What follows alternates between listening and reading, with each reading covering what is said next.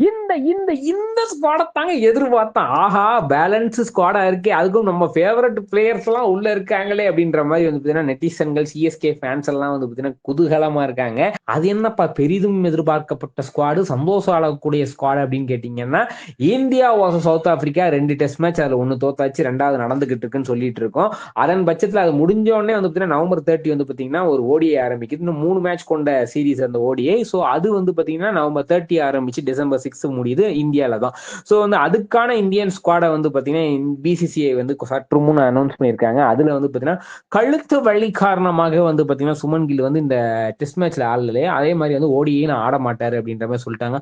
அப்பாடி! அப்படின்னு சொல்லிட்டு பாதி பேர் வந்து சந்தோஷப்படுறாங்க. ஏன் சந்தோஷப்படுறாங்க? எதுக்கு சந்தோஷப்படுறாங்கன்றத கமெண்ட் செக்ஷன்ல சொல்லுங்க. ஆனா வந்து பார்த்தீங்கன்னா, ஸ்குவாட பார்த்து பல பேர் சந்தோஷப்பட்டுட்டு இருக்காங்க.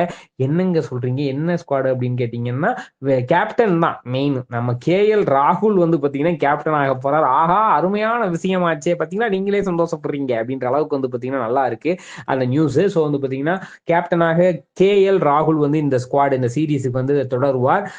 ஃபாலோட் பை ரோஹித் சர்மா இருக்காப்படி, எஸ்எஸ்பி ஜெய்ஸ்வால், விராட் கோலி இருக்காங்க, திலக் வர்மா இருக்காங்க. அதுக்கப்புறம் வந்து பார்த்தீங்கன்னா, ரிஷப் பண்ட் ரொம்ப நாள் கழிச்சு வந்து பார்த்தீங்கன்னா, வாங்க ரிஷப் பண்ட் ஓடிஐ மேட்ச்சுக்கு வந்து ஆடுங்க ரிஷப் பண்ட்னு சொல்லியிருக்காங்க பிசிஐ.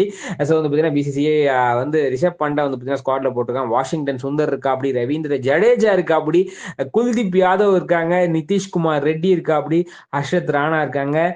நீங்கள் எதிர்பார்த்த ருத்ராஜ் இருக்காப்படி.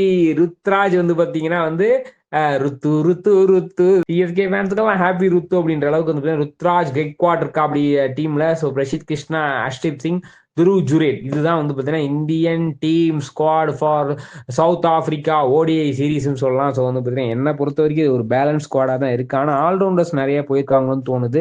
இன்னமே வந்து பார்த்தீங்கன்னா போலர்ஸை வந்து கொஞ்சம் கான்சென்ட்ரேட் பண்ணியிருக்கலாம். அதுதான் எனக்கு ஒரே ஒரு டவுட்டாகவே இருந்துகிட்டு இருக்கு.